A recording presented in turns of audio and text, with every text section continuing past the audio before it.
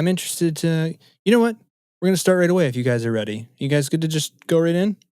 No, I thought the cat would jump on the table. She's not there, so I don't think we can start. He doesn't feel comfortable. Can we get the cat?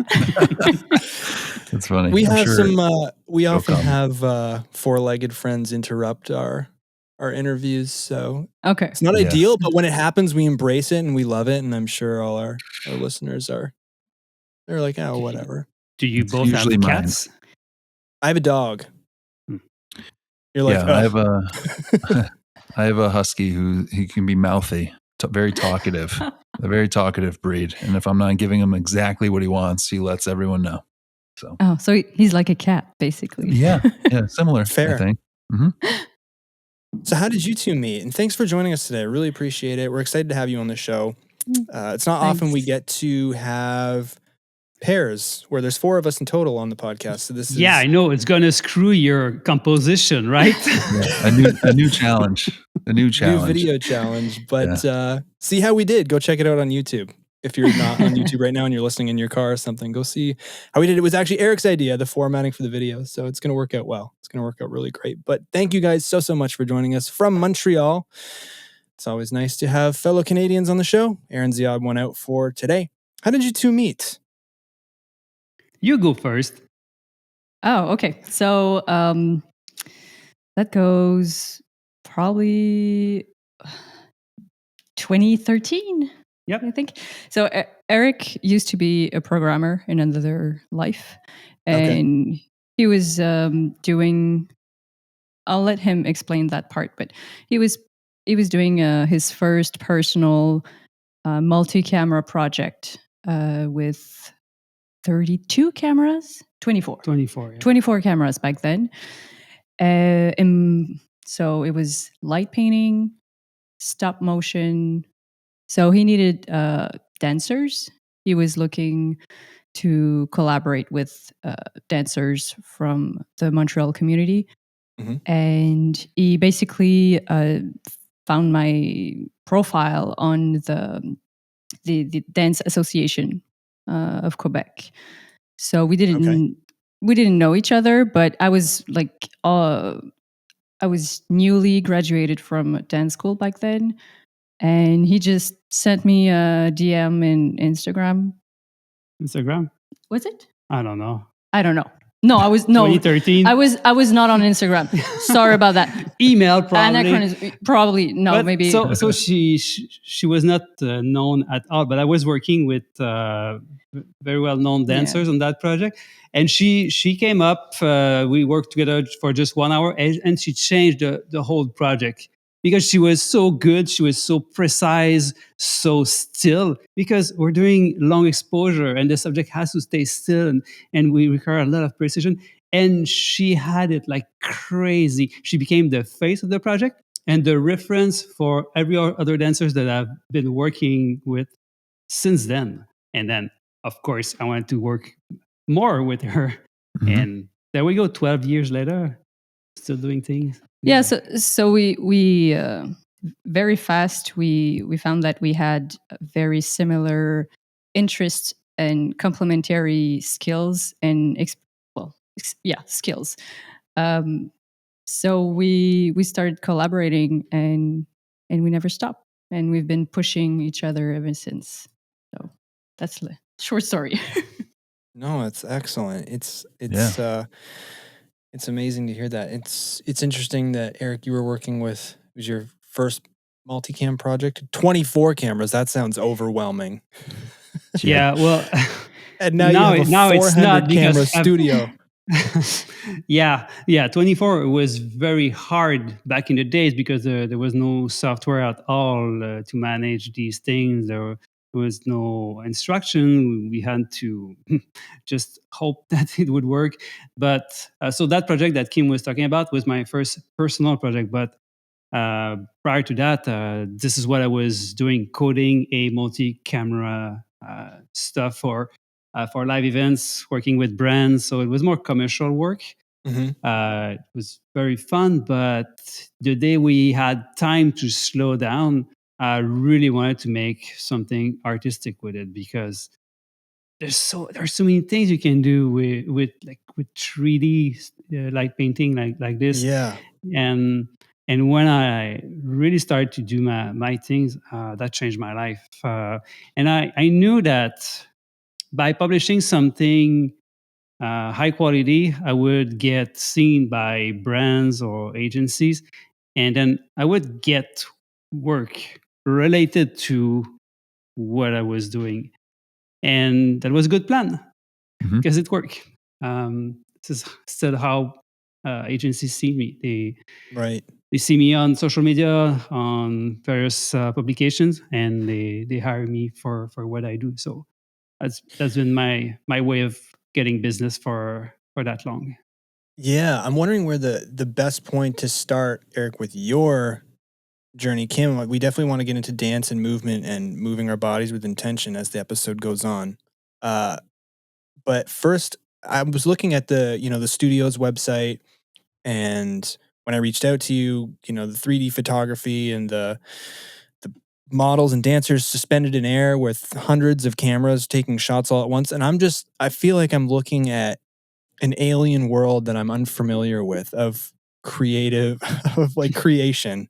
Where do you think would be the best place to start to give people who are unfamiliar with what you do in that studio a kind of an idea? Like you mentioned Hmm. three-dimensional photography. What is that? Yeah. So technically, it's not 3D. It looks like 3D Mhm. because you see all around the subject, but it's just all of the images that are lined up one after the other. So it would be just as if you would have just one camera that moves around your subject and you take 176 frames and you combine that into a movie. But the idea of having that many cameras, so it's currently 176 on a full 360, the idea is that you can really take a long exposure from each angle at the same time or with a delay, and then you add some movement. So it's very interesting, everything we can do with this, but it's kind of hard to describe Mm-hmm. with words. Do Yeah. you have a Mm-hmm. better idea Hmm. to how to describe that, Kim? Uh, yeah, Well, the best way obviously is for people to go look at your website and your content, which they can click in the episode description. It's incredible stuff, and it is really something that you you can try your best to describe with words, but you do need to see it. Well, yeah. if you guys at home are wondering, oh, is it the guy I saw on TikTok? Yes, that's it. Yes, this is him. I guarantee people listening have seen this on their explore page, whether it's TikTok or Instagram, where there's hundreds of cameras set up and crazy things going on. Yeah, so we do different things that are, I find, complementary, because we have the studio, as you said, like with many cameras doing multi-camera long exposures, especially. But we also do outdoor light painting with only Mhm. one or two, three cameras. Uh, so in both contexts, it's still with hand crafted light Mhm. with long exposure. So that's one of the link, I would say, between these things. Either it's with one or 176 camera. There is a play with time and perception. Um, Mhm. because having also 176 cameras, it it gives Eric the possibility to actually see the same exact trace of light, but from all these different angles. Um, so yeah, I don't know. Yeah. I don't That's know yeah. if I, That's if helpful. that helps. It's Mhm. very helpful. It's I'm my head instantly goes to file management. Like, It's a nightmare. is it a nightmare or have you got it streamlined at this point? Yeah. It's not as bad as it looks because we're not taking out SD cards one camera at a time. Okay, that we never had to do that. We program everything so we don't have to do that. So when I press the button and when the picture is completed, so after like an 8-second exposure, all of the files are automatically getting transferred to some Raspberry Pis. and then to a main computer, because you don't want to have 200 cameras connected in USB to a single computer. That would be a big mess. So we offload everything to Raspberry Pis, and then we transfer everything by Ethernet. So we just have to wait a couple of seconds, and then we can see the end result fully calibrated and know if the exposure is okay. And this is how we can roll. So during a session, most of the time it's just going to be Kim and I, no technician. So the technician is going to be there prior to the shooting, so they can calibrate the camera, make the focus everywhere. But once everything is ready, it's just Kim and I, and we just I have a wireless remote, which is actually a PowerPoint presenter I have on my finger. Press the button, taking a picture on all cameras, and then all the files are transferred to the main computer. We get the preview, and once the session is done, we're talking about a lot of data, but I just transfer that to the main NAS, which is 180 terabytes, I think. Wow. Yeah, that's a lot of data, but that's our life. We manage multi-camera studios, and that's part of the deal. And then if I continue on the other leg of this, let's say triangle, from the 360 from the 360 rig, then what you might have seen is the 3D capture. So the same software allows us to control the cameras to actually do full body 3D capture, and it's fairly new in our artistic process that we actually use it with artistic intention. So that's pretty new in our journey. Yeah, what you can see on the studio website, that is xanglestudio.com, is one part that is bullet time. So this is more like the Matrix, where we're taking pictures from an array of camera that is all on the same... This is bullet point? Bullet time. Bullet time. Bullet time. And the next studio is 3D scan, and we've been doing that for a long time to scan actors for games and movies. But since for the past year, we've been working in that for our artistic journey too, which is kind of new. I didn't have any interest for that, but the more I was looking at the possibilities, and the more I thought, like, there must be something we can do with that too. And with the team getting bigger, we had the right people here to help us to bring that to life. Because when we do bullet time, like the 360 thing, the end result is what you see. It's like we take the picture, and there's not a lot of post processing. But in 3D, it's another story. It's a lot of work because you create your 2D environment, you create your lights. Everything is made in post. So the pictures by themselves are not interesting at all. It's really about what you do with that using 3D software like Blender, Unreal Engine, or other things like this. How much of this are you two pioneering and kind of inventing or innovating? Or are there a lot of other studios doing this, or other people you've learned from along the way? Well, we were not the first to do multi-camera work for sure, but we clearly do it more because we produce artworks for ourselves, where most of our clients, so our clients using our software, they're going to produce work for their clients, for games, for movies. So we do that as well, but we work a lot for our projects. But this is how I do marketing. So most of my clients, they're going to be good at meeting the right people, getting their names known in the industry. I'm not good with this. I'm good on TikTok. I'm good on Instagram. So I'm making content, and this is how I get gigs. What do you two think it means to be good on Instagram or good at TikTok? It is a skill. People are inclined and skilled at social media. It'd be nice if both of you could answer. It's mostly about showing the process. Yeah, I would not say that I'm good, but I think I can for sure say that we both, in our own ways, find find an approach that we find fun, or that is actually, that speaks to our artistic process and our own personalities. So we share our art, but Eric especially likes to share the process. We teach. We also use social media to teach and share what we know. So I don't know. It's just part of our whole creative process. Mainly the behind the scenes, probably. I'm sure you guys have the same kind of experience on Instagram. Sometimes you're gonna show yourself in the field taking the picture, and it gets more traction than the picture itself. Yeah. We've talked about that a lot, and that's an interesting concept. I just made fun of that on a reel. Yeah. Yeah, Aaron made fun of it when it's taken too far. Like when when people end up posting so much about doing the thing that the work itself ends up being absent.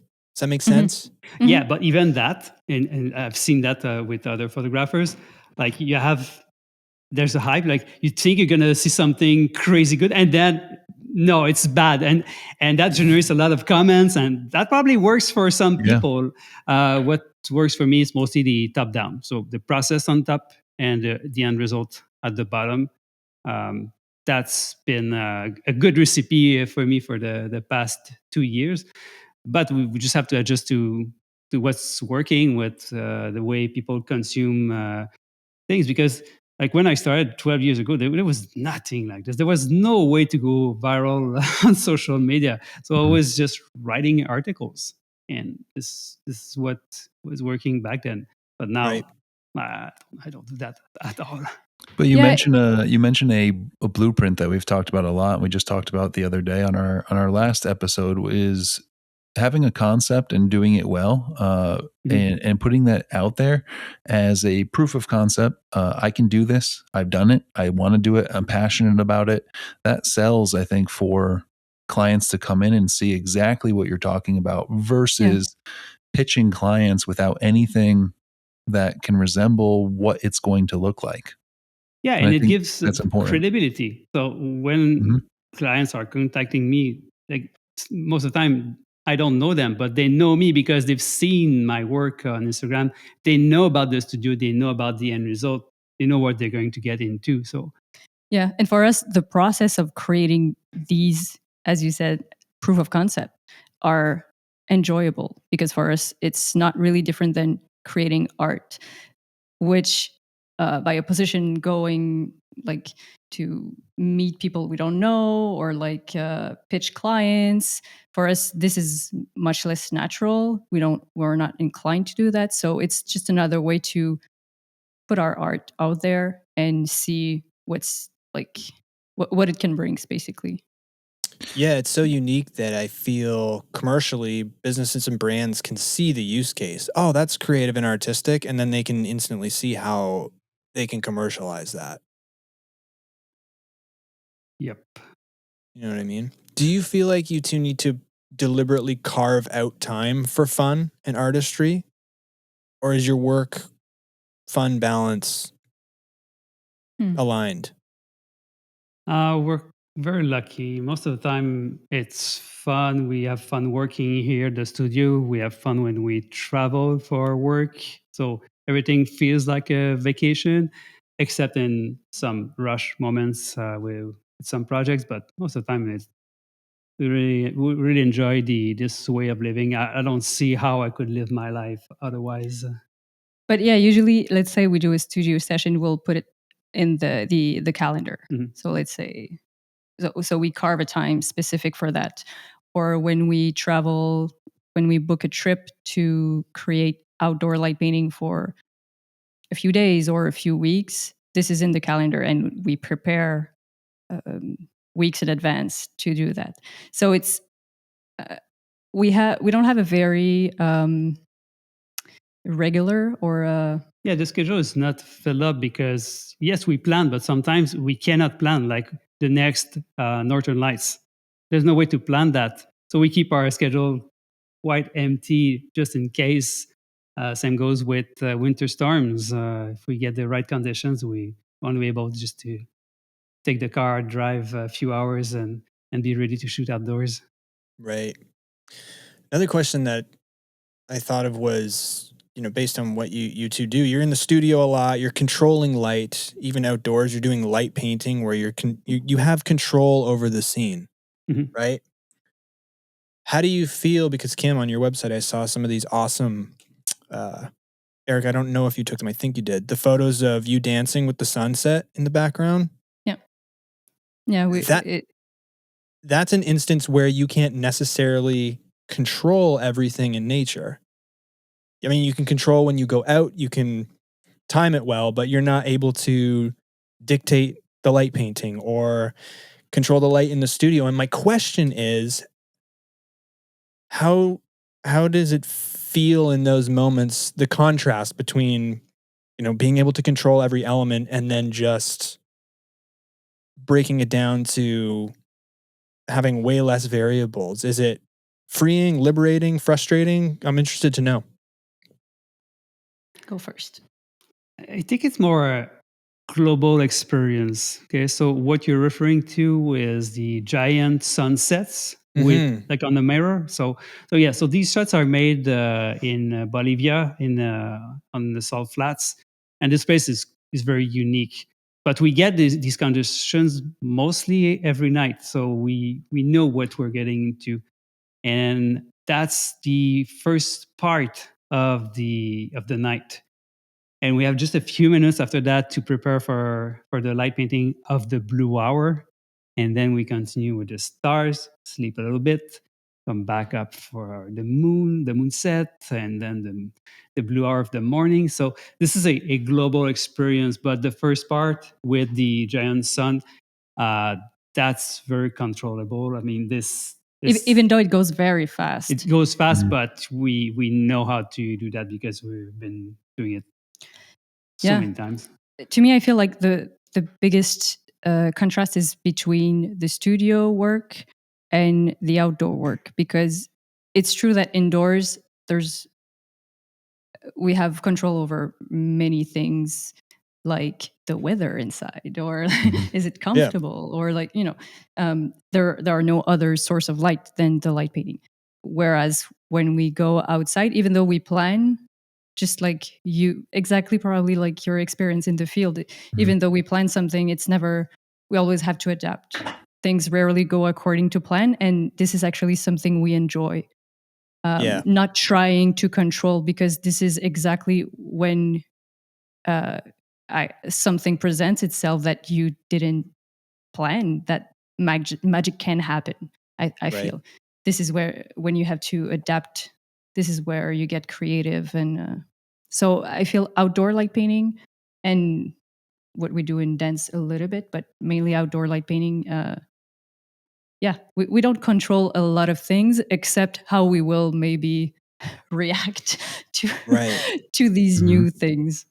Yeah. I mean, I asked the question because it's often, not always, but individuals who are very much in control of every aspect of their life have a difficult time letting go when there's things that are out of their control. And it's nice to hear you say that there's you've kind of found the art of letting go. I mean, you can plan that, yeah, there's going to be a nice sunset, but you don't know what the color hues are going to be. You don't know if a Oh cloud's no! going to pop in front. So it's interesting that you can enjoy uh Yeah, that moment of letting go. But how many years did it take to reach that yeah. point? To not feel Well, frustration, you answer because your own question then, because it yeah. sounds like it was a process for you. Yeah, of course. I've been doing photography for probably 20 years. I'm not even sure, but it's been a long time. I started, I think, 2006, using a Canon Rebel XT 350D, I think. And I did my first commercial gigs, just learning on dpreview.com, because that was the only thing back then. And I did many corporate gigs until I found out that I was not very happy doing that. I was not doing anything special, or until a few years later when I figured out this long exposure thing, that I really turned into my own style. Something that happened because of constraints. I was not looking specifically to do this, but I was looking to do something on my own. It wasn't as clear as this, but the moment I found out that I could freeze a subject in a 1 second exposure using light, was like, oh, that's it. This is what I'm going to do. And I pushed so much on that, and I'm still doing it today. It's still making sense in my life. But yes, it takes a long time to reach that point where you go in the field and you know that you're going to create something good. Well, except in some rare conditions, some rare moments where, like, I don't know, it rains or it rains and it's cold, and then we're shooting. But in most cases, because of the experience, because we push so much together as a team, um, we- we're we're good technically, but we're also enjoying the moment of being outdoors, creating what we love. Mhm. Nice. I have a question to pose, and it might be a long one because I'm trying to figure out how to describe it. But we have two arts that are kind of married here, and I'm curious. I think Kim first, as someone that just graduated from dance school, and now you have this opportunity to see your learning, your technique, your every movement in incredible detail. Is that something that was like astonishing, like uh took your love of dance even higher? I'm getting into these positions, this is what I've learned, I look beautiful, I like this is, I've never thought I would ever see myself in this kind of light, literally. Mm. And at the same time also, if I'm playing music to myself, I enjoy it, but if I record it, I might go, ooh, like that note was bad, or I missed that note, or that was a little pitchy. Was there like hearing your own voice on recording takes a minute? Did it take you a while to get used to your own form, your own look, your own just such detail, being vulnerable in great that question. sense? Oh wow, yeah. That is a good question, Aaron. It's a very good question. I don't Thank think you. no one ever asked me that. It's Yeah, I want to know, especially after the first session we had together. well, I don't remember especially well. Okay, the short answer is Because you it cried sure that did. day. Um, as a dancer, I never enjoyed looking at myself in a mirror because I always felt like it was taking my instead of me being invested in the Mhm. experience, I was kind of looking at myself from outside. And looking at myself in an image was almost the same, a similar experience for a long time. I was highly critical of my performance.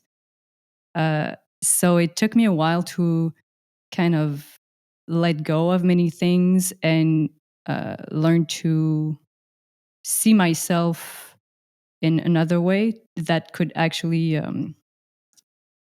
can I say that? Like on a technical standpoint, it's very useful because I get instant feedback. So I can Mhm. improve my mm, especially when we're talking about form, let's say. Uh, but then when we get deeper into like the state of presence and the performance per se, uh, then this is when it gets kind of interesting because I got very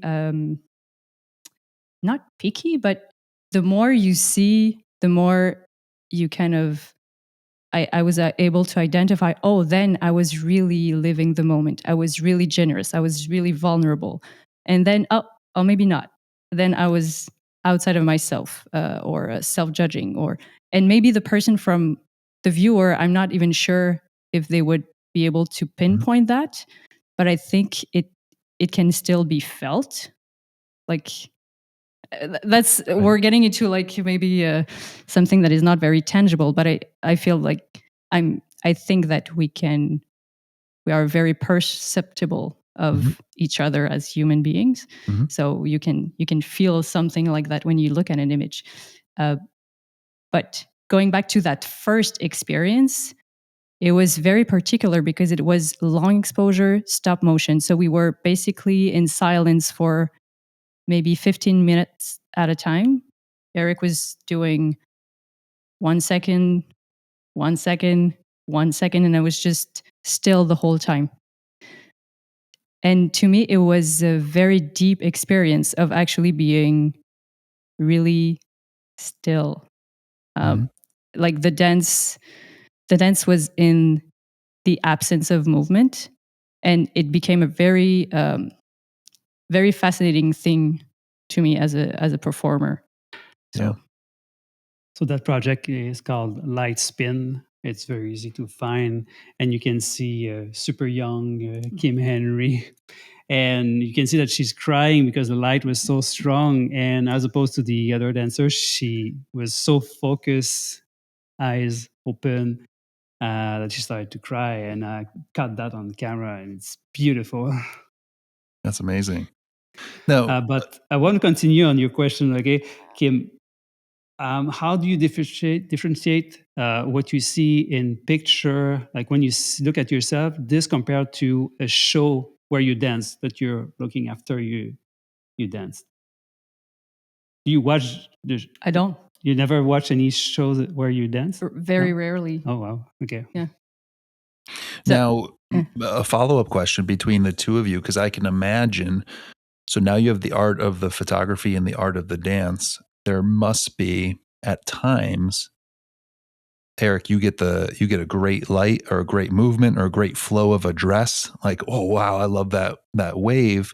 And Kim says, I don't like the way my foot looked in that. All the time. You know our lives. You've been watching her stuff. But I love that light. No, I have to do that. Or the opposite. I'm like, this one, there's something like, I feel it. I was very present. And he's like, nah, my light painting is like mushy on this side. So, right. So yeah, most of the time it's... But it's fun because we're both doing a performance and it has to combine. But when it works, it's so cool. Yeah, absolutely. Yeah. We know we have something special when both of us are like, oh yeah, there's something special in this one. That means like kind of a... The stars align. Consensus. Yeah, absolutely. Yeah. I have a question for Kim initially, but Eric, I'm looking at you. You look very in shape and you're, well-toned. Do you dance at all? No, it's a light. It's just a light. Do you lift? It's just a light? Okay. No. I train for one reason, is to be able to carry my 3 cameras, 3 tripods in the sand dunes. That's it. You know what? That's a great reason to stay in shape. Reason to train. Yeah. Strength training. Pardon me? Strength training. Is that what you're referring to, Eric? Oh, yeah. Part of it. But also, so we're in Montreal on the plateau, and we see the Montreal from the window here. And I love to go walk there with my heavy backpack, just so I don't lose it. It's like rucking. It's part of my training. Yeah. Rucking? There's a word for that? Yeah, yes. Rucking. RUCKING. You put a backpack on, put some heavy stuff in it, usually 50 pounds or so, and you walk, you hike, and you march. It comes from the army. That was called their rucksack, and it had all their gear. Oh, wow. Smart. Yeah, but it is very good exercise. One of the best things you can do is carry stuff long distances. Yeah, and I love doing that because it's a good training because we have to walk long distances at crazy time, crazy weather also. Like sometimes at 40 degrees Celsius, 100 and something Fahrenheit, with heavy bags. And yes, I work with 3 cameras. Yeah, only 3 cameras, but why 3? Because I'm shooting horizontal, vertical, I'm filming what I'm doing. So yeah, I have 3 tripods and tons of lenses, my tubes, and so many accessories. And when we go out, it's not we do the dance, we do the light painting, we stay out for a long time. And you don't want to be a mess. You want to be able to do these things. And it's good in the long run because that's how we're going to age well, right? Yes. Yeah. Yeah, yes. Absolutely. And you have an emotionally compelling reason to train hard, which is always important. Yeah. Right. It's important to have a good reason for why you're doing something that may not be fun in a moment. If you love exercise, like I enjoy exercise, good, like that's consider yourself fortunate. Many people hate it, right? Yeah, I love it too. But also to answer your other question, am I a dancer? Not at all. But I do dance with the light around Kim. She's the dancer, but I dance most of the time. I wasn't sure if it maybe rubbed off on you and you were switched roles. Yeah. Yeah. No, You should do because that as a piece of content. You two switch roles, see what happens. yeah, because light painting involves a performance part because he's in front of the camera as well with me doing the light painting. So there is there is a form of performance, I think, within that. Yeah, that's a good point. I'm not behind the camera, I'm in front of it. And this is where I really got into photography when I started to perform. So each image is different because the light is crafted by hand, and I'm here with the subject doing that light. Yeah, you get to perform as well. Yeah. Which is satisfying. The question I'm about to ask then pertains to both of you then, because I wanted to ask what deliberate and intentional movement can teach us about ourselves, not even if it's dance, but just simply moving our bodies with intent and purpose. Wow. He's deep. That guy is deep. Well, but seriously, right? Like moving with an intent, with reason. I feel like it starts with stillness. Okay. Say more. Once you silence the body, because we're always moving, like we're talking right now, and probably the listeners as well, like we always have like small movements, but once you kind of shut down the movements, or not shut down, that's not the right word, but calm the body, I feel like this is when a lot of the body needs, like sometimes it screams. And just to be aware of that, I think is a good start to then move with intent. Does that make sense? Yeah. And my question would be, and I don't expect you to have the answer for this, but maybe just opinion. Why is it so difficult for people to be still? And have you ever struggled with that? Well, with mosquitoes, it's a bit harder. Yeah. That's fair. Gotta swat them. Well,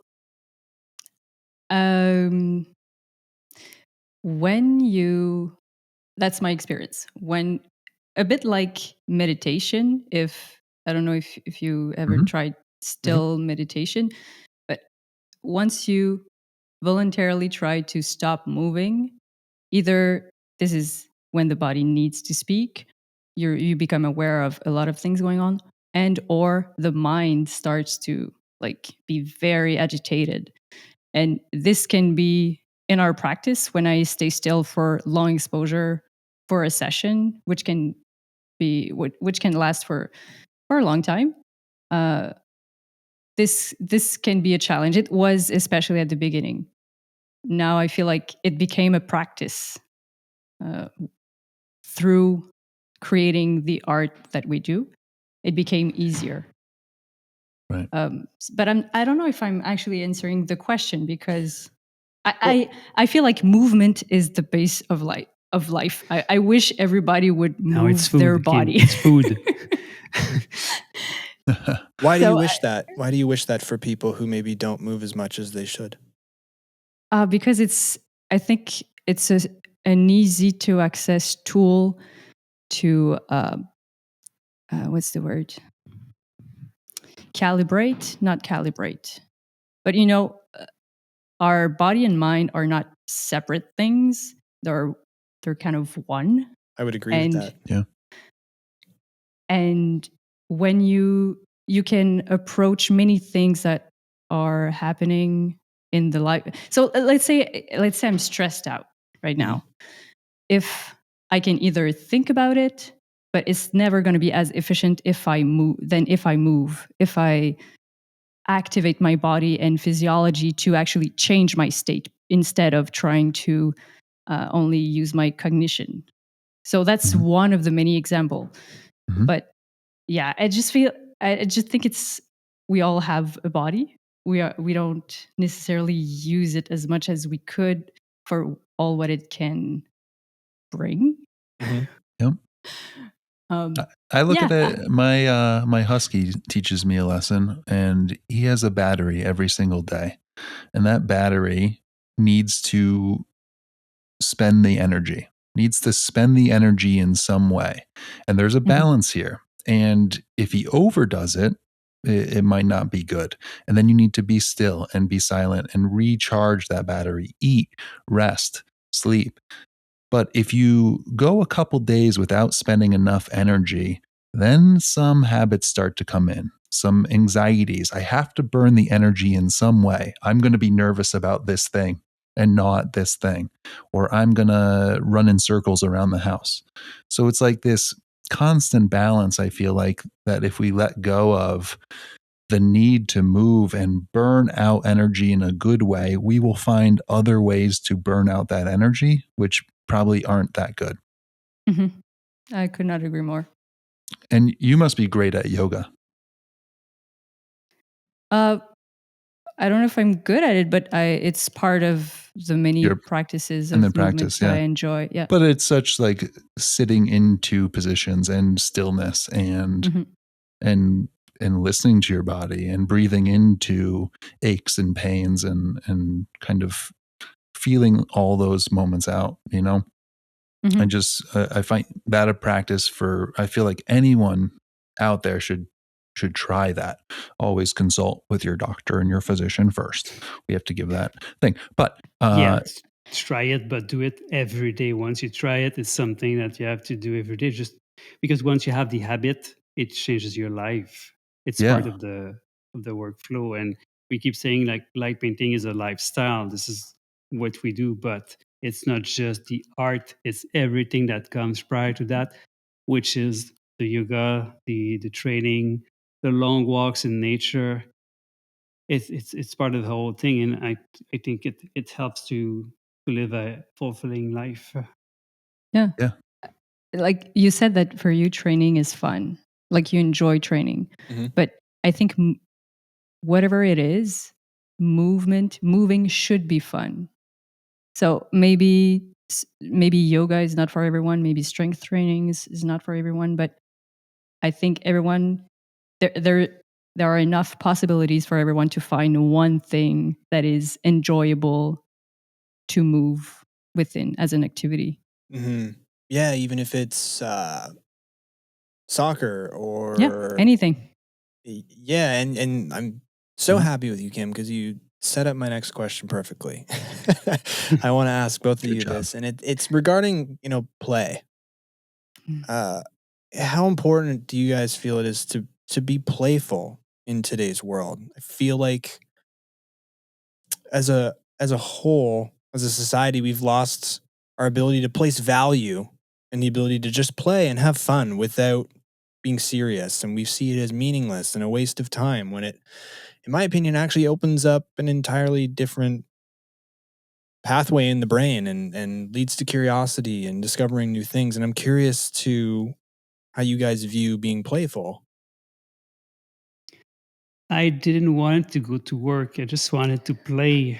When I I finished my 3 years of programming school, I had this interview with like the big place where I knew I would make money, and so I was scheduled for an interview, and I didn't go because I just felt that was not what I wanted to do. I wanted to make things on my own and play. And programming was playing, making music was playing back then, um, making design, art designs, and over the years I chose mostly photography. But this thing of having that source of light in my hand and waving it behind Kim, that's the game. That's the fun.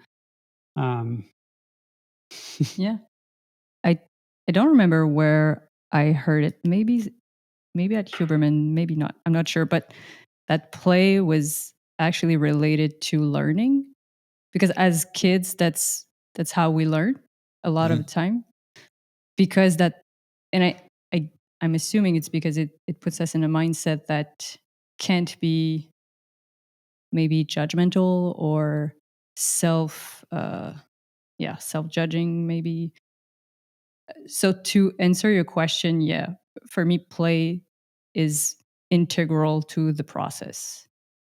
Whenever we can, sometimes we can't because, well, for circumstances we feel like we have to produce, but still we're trying to do it with a sense of curiosity and to let space for play, because once again, this is when you won't control everything. You will allow yourself to maybe mess up or try something new, and then something else can happen. So I agree that first, I don't think we should take ourselves seriously within the process, which doesn't mean that the process and what we create, uh, we don't care about it or it doesn't have value to us. But yet to keep some space for playfulness. You guys feel the same when you're out in the field shooting wild animals? Isn't it the play? Isn't it the game? Yeah. The fun of waiting for the animal to do exactly what you had in mind, to turn the head. For me, it's knowing that I can do everything absolutely perfectly and still not execute or get the result I wanted. That to me is so exciting. And some people may think I'm crazy, but that's exciting to me, that I can do everything right. I can prepare, plan, and then the last factor is a roll of the dice. For me, it's the play of the universe, if you will, where it's you go out thinking, I really want to get this photo of a fox, and you have no concept of the red-tailed hawk that's going to come down right in front of you and nab off a squirrel. Sorry, squirrel. But that was just no concept in your mind that was ever going to happen. And it creates this great image that you had no intention of getting. You wanted that fox, but then you're just given this gift from the universe, this like magical moment. And then for me, I trace back my steps, and I get really freaked out by the timing of everything. Like, oh, I ran back in because I forgot my SD card. And then I came out, and that 30 seconds created me to be in this place at the right exact time. That sort of thing where you play it back, to me, is like a very playful energy. I sound very, very, I don't know what the word is. Deterministic. It's like determinism. Yeah, maybe. But that is, that's kind of the fun of it for me. And how do you explain the fact that the more you do it, the more the animals come closer to you, or they're easier to capture? How do you explain that? Well, if you are in an environment that you're there often, they become acclimated to you. They sense you there. Right. They realize, oh, he's there every single morning. He hasn't hurt anyone. He's just sitting there. And I think they become more comfortable. They're less skittish. My answer is a little different. Yeah, go ahead. I believe in this concept. People can agree or disagree that the better you get, the more skilled you get, the more lucky you get. And often the more lucky you get, the more skilled you get. It's like you got to be good to be lucky, and you got to be lucky to be good, is what I often say. Because there is an element of luck in a lot of aspects of life. Right place, right time. Yeah. And the more you go out, the more you increase your chances of being lucky as well. Exactly. And the better you are at setting yourself up to be in an opportunity to win, you put luck more on your side. You welcome opportunity naturally because you get good at placing yourself in the right position. Right? It's like people who are really good at their sport. They know where to be on the field, on the hockey rink, on the court. They know where good things are likely to happen. And then there's a element of letting go and hoping that what you've foreseen comes to fruition in with all the different variables and factors coming together, which in other words would be, luck or chance. I think there's a piece of manifesting in a sense, or energy too, where when you're looking for I have this story about wanting to get a photograph of a blue heron for about 3 summers in a row. And they're pretty prevalent. They're everywhere. I just could not get a photograph that I liked or anything worth even editing for a while. But once I did, so there's that chase. There's that chase energy. Like a lack. I don't have it. I want to get it. I do not have it. And I think that's kind of sent out. Once I got the photo and was lucky enough to get it, then I saw them everywhere. They're like flying at me. And I think you kind of, like Seth said, you let go, and maybe the energy is abundance, like I have it, and it just keeps on coming in. So there might be a piece to that too, just like the energy that you're giving off. Maybe it's a sixth sense or some other sense that animals are more in tune to, the chasing versus the waiting and sitting and appreciating and accepting. Yeah, there's clear something. It's just so big that, and we don't know yet. One day we might know, but that's it's been such a revelation for me when that started to happen. I used to be a bird photographer Mhm. back in the days, and I had to change my lens because I was using the 400 um, something at 5.6, and the minimal focus distance was something like 3 or 4 meters, and the bird started to come at 1 meter distance. I had to change for 300 millimeters with the focus point like very close, and got some really cool close-ups, and it was a bit more lightweight, so it was great also. But Yeah. yeah, I was amazed by how the birds were coming closer, and not because I was going to the same place. I was uh, going all around different places in around Montreal, or I was even traveling to do bird photography. But wow, when the birds started to realize that they were cute in picture, wow. Yeah. Birds are very vain. That's what we've learned. They do Very strike a vain. pose, huh? Yeah. Yeah. They do. Yeah, it's Yeah. very good. I wanted to touch on one last thing. It was something you mentioned, Kim. You said this in one of your answers to one of our questions. Uh, Something along the lines of giving yourself permission to try something new.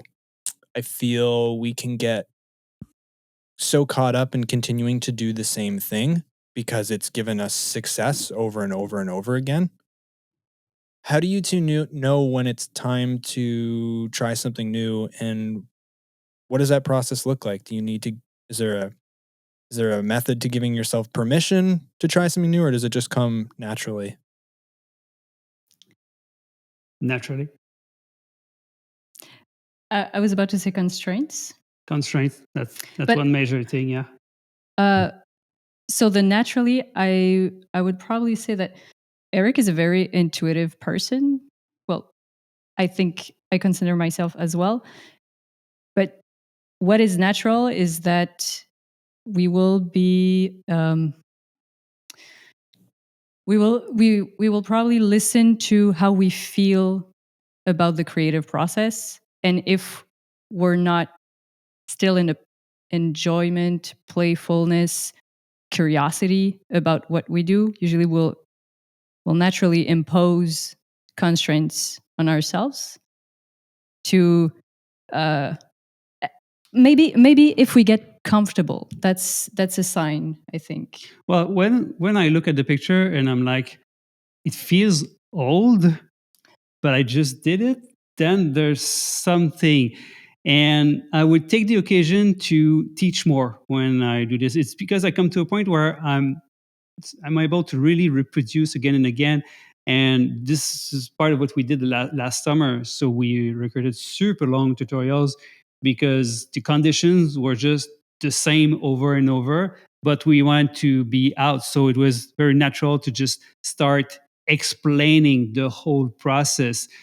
But then, of course, we wanted more. So then we tried with different tools, a different moment. Uh, and I really love the moment where suddenly it feels like something new to me.